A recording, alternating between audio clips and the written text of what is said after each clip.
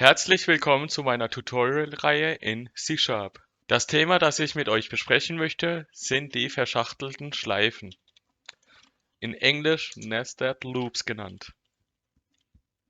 Dazu schreiben wir erstmal eine Anweisung, console.writeLine, gib eine Höhe ein.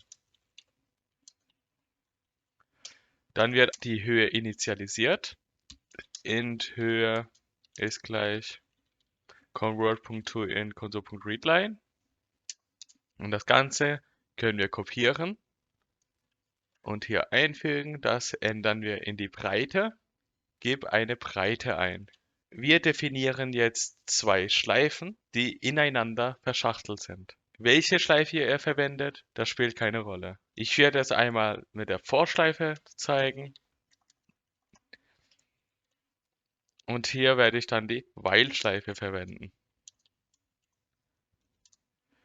Dazu initialisieren wir die Variable j ist gleich 0, dann die Bedienung und hier console.writeLine, wir geben ein Sternchen aus und am Ende j++.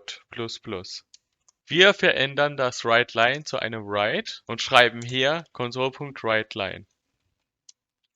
Wir führen das Programm aus und geben als Höhe die 4 ein und die 3.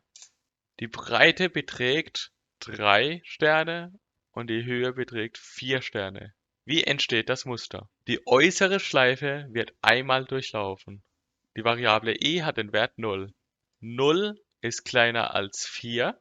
Die Bedienung ist erfüllt. Wir gehen in die innere Schleife. Die Variable j hat den Wert 0. 0 ist kleiner als 3. Ist die Bedienung erfüllt? Dann gehen wir in die Schleife und geben die Anweisung aus. Also haben wir ein Sternchen hier.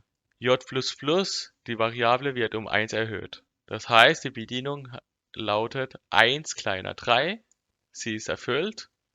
Dann gehen wir in die Schleife und führen die Anweisung aus. Dann haben wir die 2 Sterne in der Konsole stehen. Und die Variable j wird um 1 erhöht. 2 kleiner 3. Bedienung ist erfüllt. Anweisung wird ausgegeben. Wir haben 3 Sterne in der Konsole stehen. j++, die Variable wird um 1 erhöht. 3 kleiner 3, die Bedienung ist nicht erfüllt. Also springen wir aus der Schleife heraus und gehen zu dieser Anweisung. Durch diese Anweisung gehen wir in diese zweite Zeile rein. Und danach wird die Variable i um 1 erhöht.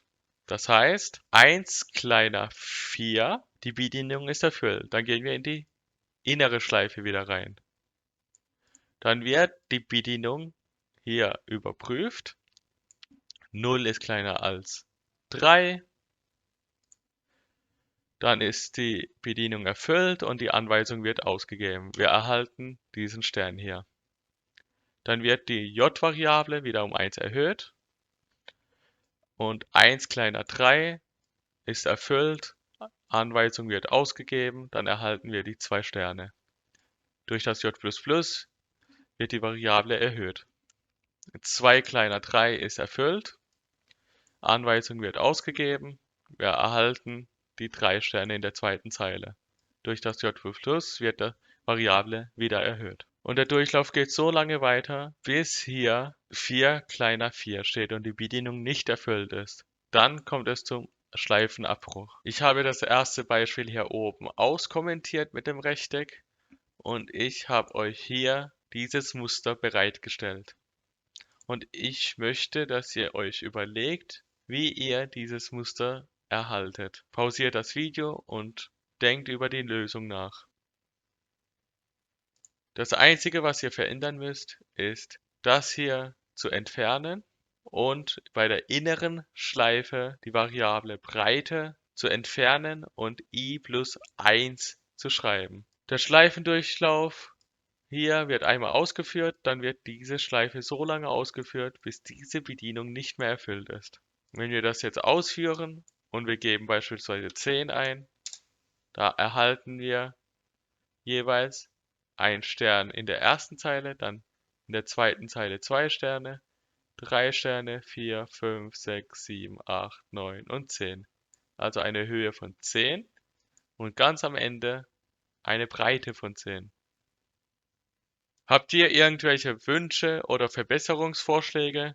Dann schreibt das unten in die Kommentare. Und wenn euch das Video gefallen hat, dann lasst ein Like da, abonniert und teilt meinen YouTube-Kanal. Wir sehen uns dann im nächsten Video. Bis dann. Ciao.